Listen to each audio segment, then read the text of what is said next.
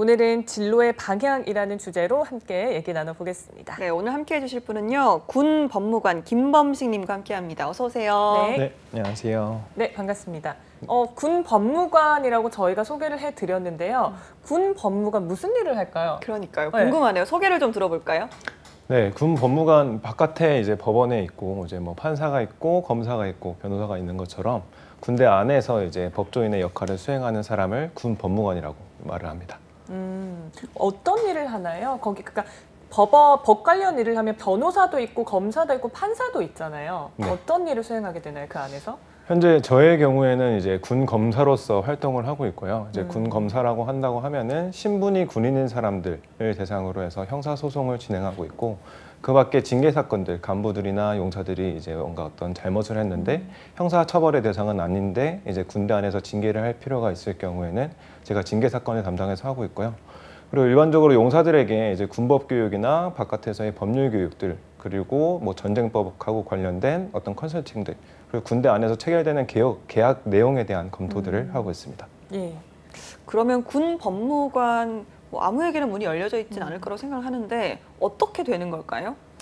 기본적으로 변호사 자격증이 필요합니다. 이제 변호사가 되기 위해서는 이제 사법고시가 폐지되었기 때문에 이제 4년제 대학교를 졸업을 하고 법학전문대학원, 즉 로스쿨에 이제 진학을 해서 변호사 시험에 합격을 하고 난 후 그다음에 이제 군대에 지원을 해서 합격을 하게 되면은 이제 군 법무관이 될 수가 있습니다. 네, 그러니까 이제 사회에서 변호사 자격을 가진 분들과는 동일하지만 근무지가 이제 직장이 군대다 이렇게 저희가 이해를 하면 될까요? 네, 딱 맞을 것 같습니다. 오늘 이제 방송에서는 물론 군 검사 역할을 하고 계시지만 저희가 변호사로 좀 통일을 해보도록 하겠습니다. 현재 변호사님께서는 군대에서 검사나 변호사 역할 여러 가지를 하고 계실 것 같은데 구체적으로 좀 업무를 소개해 주시면요. 네. 지금 이 전에 있는 부대 같은 경우에는 전국에서 형사 사건이 가장 많은 부대였었습니다. 그래서 그곳에서는 검사 역할을 수행한다고 해서 이제 민간 검사하고는 조금 다르게 저는 이제 직접 수사도 하고 범죄자들을 직접 구속시키기도 해보고 또 다른 압수 영장을 가지고 다른 곳에 가서 압수도 한번 해보고 이렇게 형사 사건들을 총괄해서 맡고 있고요. 그거 외적으로는 이제 계약서 검토라고 해서 이제 군대에서 뭔가 물건이 필요할 때 민간 업체들하고 이제 계약을 맺을 때 그 계약 내용에 문제는 없는지에 대해서 제가 이제 검토를 하고 있습니다. 네. 보통 이제 뭐 의사분들은 이제 군에서 군의관으로 근무를 하시잖아요. 맞아요. 근데 이렇게 군 법무관 분들은 생각보다 저희가 자주 뵙게 되거나 그 내용을 좀 알기가 힘들었던 것 같아요. 오늘 좀 많은 분들 들어본 것 같습니다. 저희가 오늘 초대석의 주제가 이제 진로의 방향입니다. 김범식 변호사님을 이제 이전 경력이 굉장히 독특해서 특별히 또 모셨다고 들었거든요. 이전에 좀 어떤 직업들이 있었고 전공도 법학이 아니라고 들었거든요. 이 내용을 한번 들어보도록 하겠습니다. 네, 제 전공 같은 경우는 이제 경제통상학부입니다. 경제학과 무역학을 함께 배우는 곳을 전공을 했고, 그리고 이후에 이제 파티 플래너로서 파티를 이제 주최를 하다가 이후에 이제 파티 플래너 했던 일이 너무 잘 돼서 동업을 통해서 이제 칵테일 바를 운영을 3개 정도 했었습니다. 이야, 네. 아니 굉장히 이색적이네요. 그러네요. 네, 보통 이제 뭐 법학을 공부하시거나 아니면 이렇게 로스쿨 가셔서 하는 게 일반적이었던 것 같은데 정말 변호사님은 좀 내가 하고 싶은 대로 살아온 삶을 살지 않으셨나라는 생각도 듭니다. 처음에 이제 경제학을 전공하셨다고 하셨는데 어떻게 선택을 하게 되셨나요? 아무래도 대학교 선택하시는 분들도 많이 고민하실 것 같은데 저 같은 경우에는 전공을 선택할 때 있어서 이제 제가 가장 좋아했던 과목을 선택을 했습니다. 저는 고등학교 때 이제 사회탐구 과목 중에서 경제학이라는 것을 좋아했었고, 그 아무래도 경제학을 공부하다 보니 이제 경제 경시대회나 이런 곳에 이제 나가게 되었고 그것들을 토대로 해서 아마 대학교 전공을 선택을 하게 된 것 같습니다. 네. 그때 경제학 선택하실 때는 내가 나중에 이제 법학 관련을 전공을 한다든지 이런 일을 할 것이다 이런 예상은 못 하셨겠죠? 네, 전혀 아마 전혀 못했었습니다. 염두에 두지 않고 네. 경제학을 전공하셨는데 네. 그 다음이 좀 재밌는 것 같아요. 파티 플래너 또 이게 더 잘 돼서 칵테일 바까지 운영하시게 됐다고 하는데 계기가 일단 궁금합니다. 네, 제가 노는 걸 너무 좋아해서 파티를 다니다 보니까 이제 너무 파티를 다 다녀서 할 게 없는 거예요. 그래서 저는 이제 제가 직접 파티를 한번 기획을 해봐야겠다. 지금 사진도 나오고 있는데 저 사진들도 이제 로스쿨에서 이제 학생들을 대상으로 해서 뭔가 새로운 거를 기억을 남겨주고 싶다라는 생각 때문에 파티를 주최를 했었고, 파티를 이제 22살 이제 크리스마스 이브 때 크게 좀 열었었는데 그때 파티가 잘 되고 나서 이제 파티를 연 장소의 사장님하고 같이 동업을 시작하게 되었습니다. 근데 사업을 하는 게 사실 보통 일이 아니라고 알고 있거든요. 내가 좋아서 하지만 돈이 나가는 일이다 맞아요. 보니까 어떻게든 뭐 홍보도 하고 마케팅도 해야 될 텐데 어떻게 좀 홍보하셨어요? 제가 제일 처음에 가게를 맡았을 때 했던 부분이 이제 네. 홍보라는 부분이었었는데 당시에 페이스북도 제대로 활성화되지 않은 시기였었습니다. 네. 근데 그때 당시에 저 같은 경우는 이제 고객분들이 한번 오시면은 아무래도 칵테일 바가 분위기가 좋기 때문에 제가 DSLR 그 카메라를 들고 가서 사진을 꼭 한번 찍어드리겠다고 잘 쫄라서 찍은 다음에 그 사진을 이제 가져가시려고 하면은 무조건 저희 가게 페이스북에 방문할 수 있도록 그렇게 유도를 했고 이제 저희 가게 페이스북에서 그 사진을 퍼서 가져가시게 되면은 저희 가게가 또 노출이 되니까 그걸 토대로 저희는 홍보를 했었고 그렇게 딱 3개월 정도 홍보를 하고 나니까 가게에 만석이 차기 시작하더라고요. 와. 근데 보통 손님들 중에 이제 뭔가 사진 촬영을 별로 원하지 않으시거나 사진 촬영을 하더라도 뭔가 좀 프라이빗하게 받고 싶어 하시는 분들도 계시지 않으실까요? 그래서 안 그래도 딱 그런 부분이 많이 걸렸었는데 그래서 저 같은 경우는 사진을 찍고 몇 번이고 검토를 받았습니다. 요거 괜찮나요? 요거 괜찮나요? 그래서 이거 올릴 건데 괜찮나요? 다 동의를 받고 와. 그건 정말 불편하다고 하시면은 그거는 올리지 않고 따로 빼서 메일로 보내드리는 방법으로 해서 네, 어쨌거나 제가 그렇게 해서 메일로 보내드리면은 친구분들에게 아무래도 자랑을 하시게 될 테고 그럼 여기 어디야라고 하면 저희 가게 이름이 나올 수 있도록 유도를 했던 것 같습니다. 아니 요즘은 정말 이 SNS를 통해서 홍보 많이 하지만 그 당시에는 그렇게 좀 흔하진 않았던 홍보법인 것 같아요. 이제 경제학을 전공을 하셨으니까 아무래도 좀 사업과 관련해서 여러 가지 좀 도움이라든지 뭐 아이디어를 좀 얻으셨나요? 경제학을 바탕으로 사업을 했는지 네, 경제학 과목 중에서 게임 이론이라는 것이 있습니다. 게임 이론이라는 게 뭐냐면은 여러 가지 선택지가 있을 때 내가 뭘 선택을 할지에 대해서 이제 공부하게 되는 학문인데 어떤 이 게임 이론이라는 어떤 학문적인 지식들을 바탕으로 해서 머천다이징이라고 해서 이제 뭐 상품 구성이나 가격이나 이런 부분들을 맞췄었던 것 같습니다. 네. 뭐 이제 개인적인 취미 흥미도 분명히 있으신 것 같고요. 노는 걸 워낙 좋아하셨다고 그러게요. 하시니까. 근데 사업 수단도 분명히 있으셨던 것 같아요. 거기다 전공 지식까지. 근데 사실 경제학과 출신인 제 주변의 사람들을 봤을 때는 이렇게 사업을 하시는 분이 그렇게 많지는 않거든요. 보통 동기나 선후배 분들은 진로를 어떻게 택했나요? 제가 사전에는 한 70% 정도가 아마 금융업에서 근무를 한다고 말씀을 드렸었는데 실제적으로 제 주변에 보면 거의 80%에서 90% 정도는 금융업이나 이제 은행 쪽에 취업되어 있고 네. 그리고 그 외의 친구들 같은 경우에는 대기업에 취업되어 있는 상황이고요. 저처럼 뭔가 장사를 한다거나 로스쿨로 가는 학생들은 제 동기들에 대해서는 되게 소수였었습니다. 네, 방송 보시는 분들 중에 이제 경제학, 경영학 전공하신 분들 분명히 계실 텐데 네. 굉장히 좀 다양한 길이 있다는 거, 사업의 길도 있다는 걸 좀 아셨을 것 같아요. 자, 아까 좀 말씀하셨던 것 중에 칵테일을 이제 좋아하셔서 칵테일 바에서 바텐더 역할도 하셨다고 합니다. 그러니까 이게 이제 요즘은 바텐더도 자격증을 또 취득하신 분들 많으시잖아요. 실제 자격증도 갖고 계시는지 이 부분도 궁금하거든요. 네, 칵테일을 만드는 데 있어서 이제 조주사 자격증이라는 게 있습니다. 네네. 술을 만드는 사람의 자격증이라는 건데 저 같은 경우는 그 자격증은 없고요.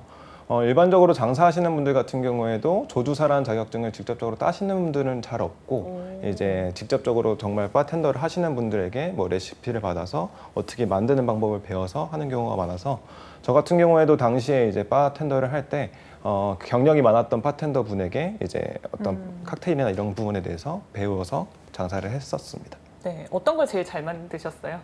제가 개인적으로 좋아하는 건 이제 김넷이라고 어. 송곳이라는 뜻인데 이제 네. 진 베이스의 향이 있는 어떤 상큼한 칵테일입니다. 이야, 한번 먹어보고 싶네요. 술을 잘 못하신 분들도 계시긴 하지만. 네. 근데 이렇게 사업을 운영하고 직접 바텐더 역할까지 하다 보면 어려움이 굉장히 많으셨을 것 같아요. 그리고 밤에 또 근무를 해야 되는 일이기도 하고요. 어떤 어려움이 있으셨을까요?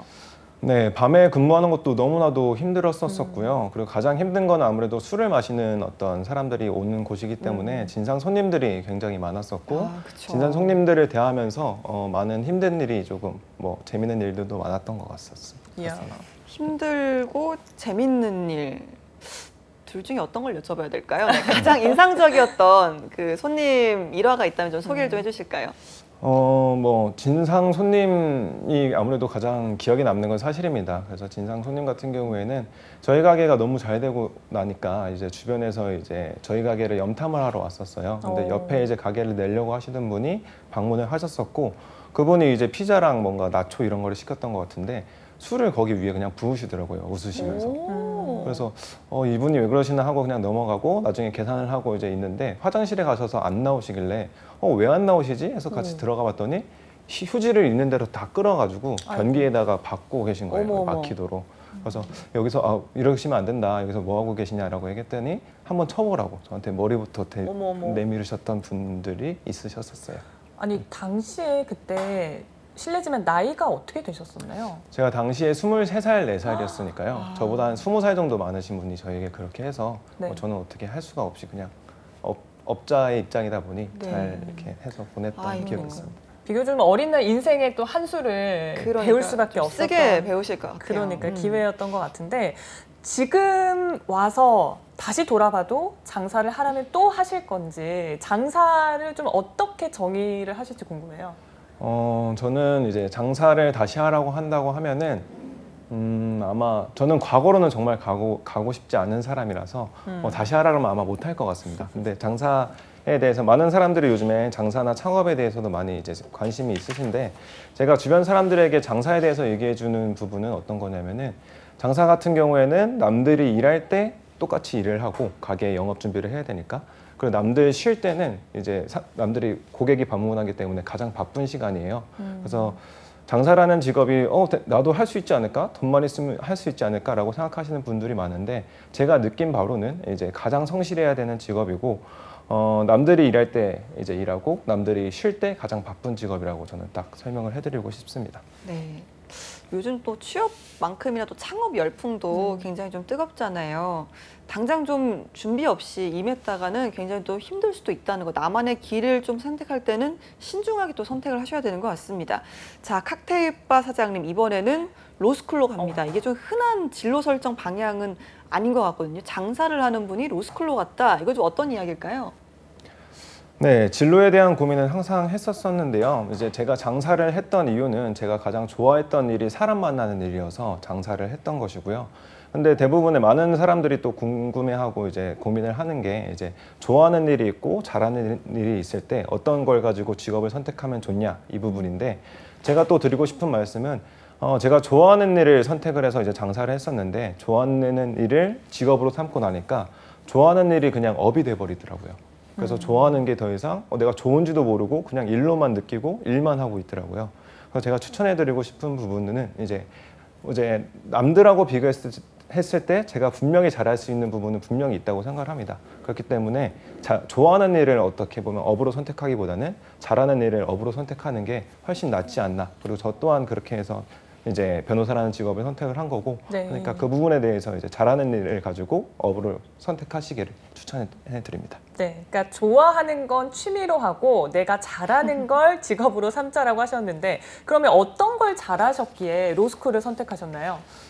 저는 아무래도 진상 손님들도 많이 만나봤었고, 그리고 아무래도 뭐 우여곡절이 많은 일들을 조금 사회를 조금 어린 나이에 겪어보다 보니까 이제 어떤 사안이나 현상들이 있을 때 이제 이 사안들이나 현상들을 보고 객관적으로 조금 더 사안을 잘 볼 수 있게 됐었고, 그리고 뭔가 그런 안 좋은 일이 있을 때 제 감정을 쓰고 거기에 대해서 힘들어하고 이런 부분이 많이 없었습니다. 그래서 이런 부분을 가지고 직업을 삼으면 뭐가 있을까라는 생각을 했을 때 법률 문제가 생겼을 때 의뢰인들이나 당사자들을 굉장히 힘들어해요. 거의 소송에서 이기고 지고 때문에 인생이 망가지거나 어떻게 되는 게 아니라 그냥 소송을 진행하는 것 자체로 굉장히 많이 힘들어하시고 그 자체로 삶이 피폐해지는 경우가 많아서 저 같은 경우에는 그런 어떤 사건을 맡아서 했을 때 좀 더 사안을 객관적으로 보고 의뢰인들을 위한 솔루션을 내줄 수 있지 않을까 생각이 들어서, 그리고 이런 부분들이 아무래도 다른 법조인들 부분하고 비교해서 조금 더 강점이 있지 않나라는 생각이 들어서 이 강점을 가지고 변호사라는 업을 선택하게 됐습니다. 네.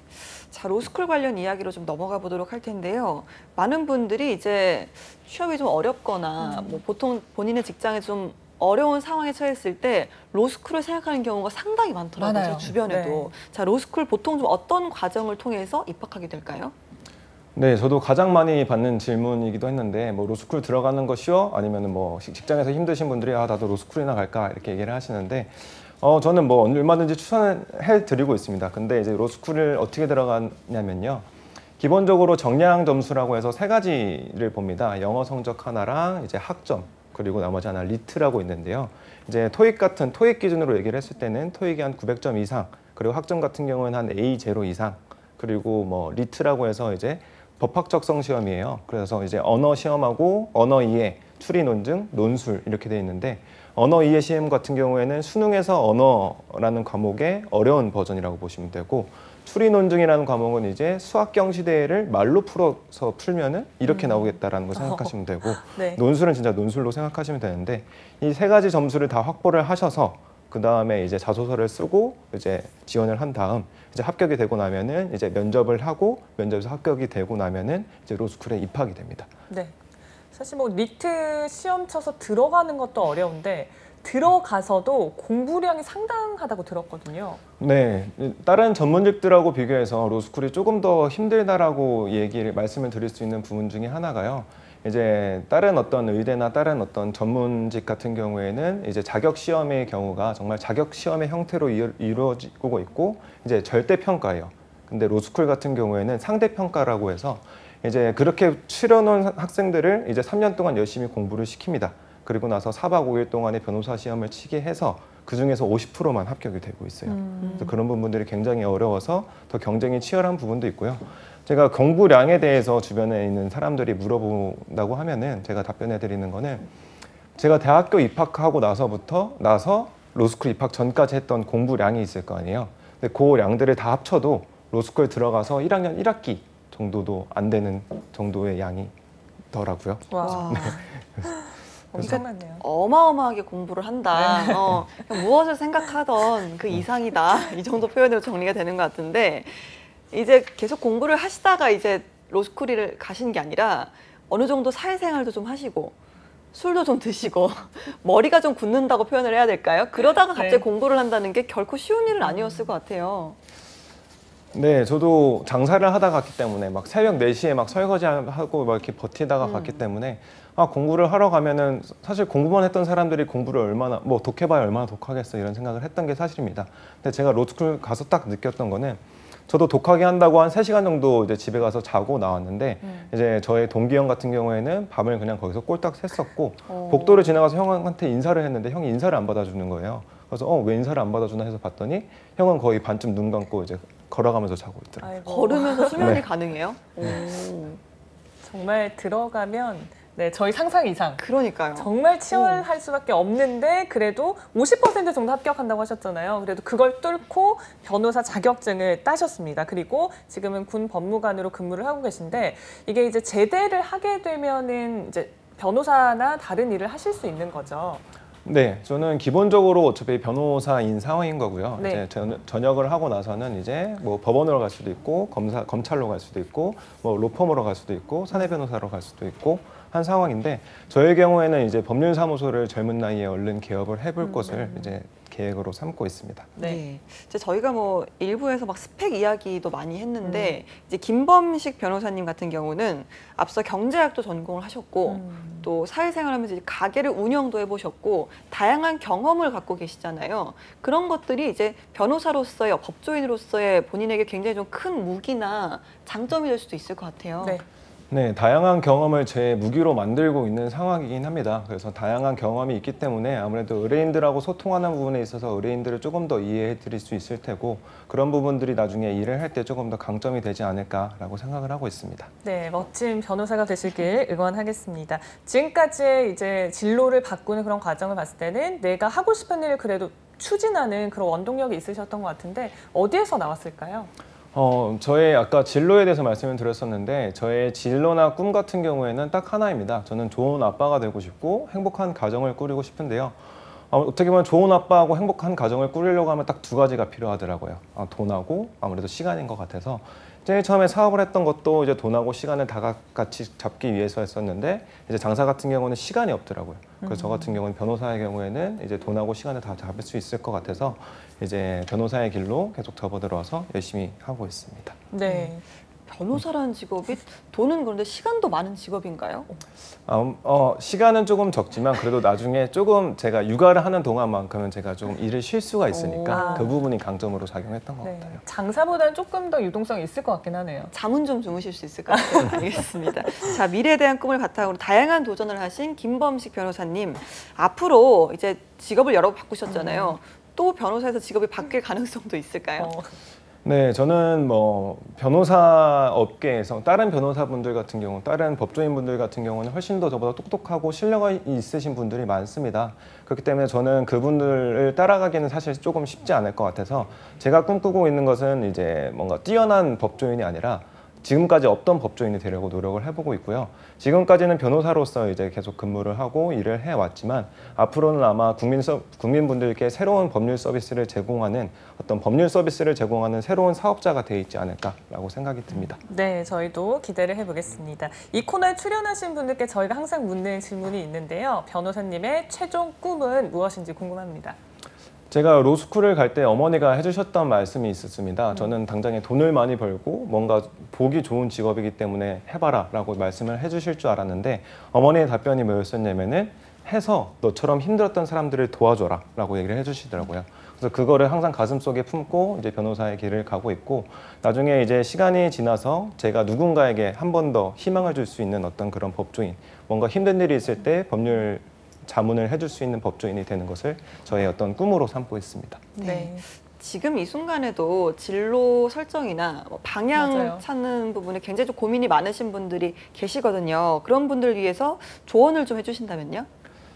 아까 말씀드렸던 부분들인데 좋아하는 일도 있고 잘하는 일도 있으실 거예요. 만약에 지금 내가 잘하는 일이 없다, 강점이 없다라고 생각을 하실 수 있는데 부모님들이나 가까운 분들하고 이야기를 해서 내가 가지고 있는 강점이 뭔지에 대해서 한번 이야기를 나눠보시는 걸 추천해 드립니다.